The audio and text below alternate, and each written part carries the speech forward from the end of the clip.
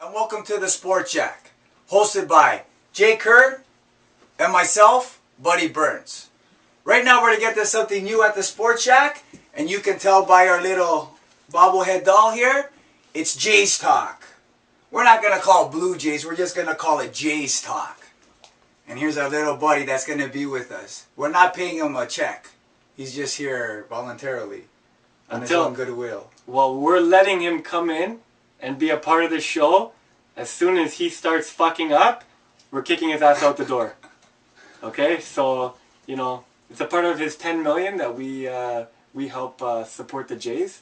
So the least he can do is get his bobblehead ass to work for us. Okay. We're already insulting the guy. This is our man this year. We're not gonna insult him. He's my boy, Jose. Okay, let's move on to let's start this off. Let's start off with our pitchers. Okay, we'll start with the starting pitchers. Bit different right now. We got some injuries with the pitchers. Morrow's though. And that's the one out of the starting. It's Morrow is out. So now you got JoJo Reyes and Jesse Litch holding up the back end. Morrow's still supposed to pitch in Double-A or Single-A today or tomorrow. Oh, no way. So he should be in the lineups. He'll be back in 2 weeks, I guess. In 2 weeks, he'll probably be good to go. But that means we have at least 2 more rounds of JoJo Reyes, the gas can.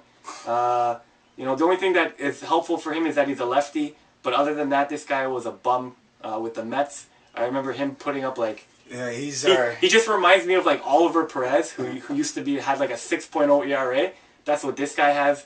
I mean, this guy's an absolute gas can. I don't like him. Well, let's start off with besides Morrow, our ace right now. Let's talk about obviously we can see you hate on Reyes. That's I'm not too fond of him. He's Josh Towers incarnate. So he's coming back. He's another Josh Towers.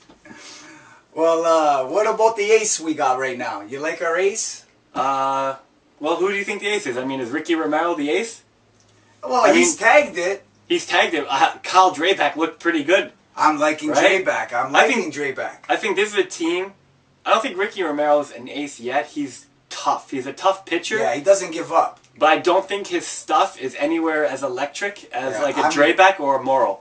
Yeah, so when those two guys, when they get it on, they're basically unstoppable. But Romero's he's got to battle through. He's how old is Drabek? 21, I think. Morrow's a bit older. He's probably about 25. And we have young pitchers, right? Well, that's one of them. A lot of our young pitchers, we basically drained the farm system. At least half of them. Cecil and the guy in the bullpen, Percy. Those were 2 big time draft picks that are now up. They have a couple other guys. They have Rybczynski, who was up last year. I think he's down on the farm right now. And they have another guy who was up, Brad Mills, last year. He's also on the farm right now too. So they still have some guys down there. They have some draft picks that are coming up. Draft picks from Anthopoulos. Well, sure. We've had some bummer years since the glory days, right? So we'll have in a couple of years. We'll have a couple more. We'll have another Ricky Romero or a Kyle Drabek coming up. In a couple of years, we'll have another guy. Well, let's move on to the on-field players.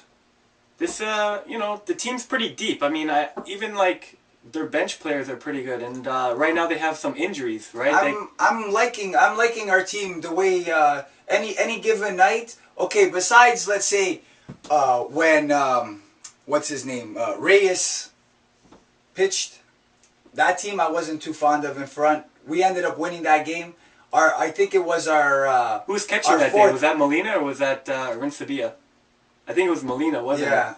Well, that's already a problem. Now you're taking out Molina. You're putting Molina in, and now you're taking out Bautista because he's down in the Dominican.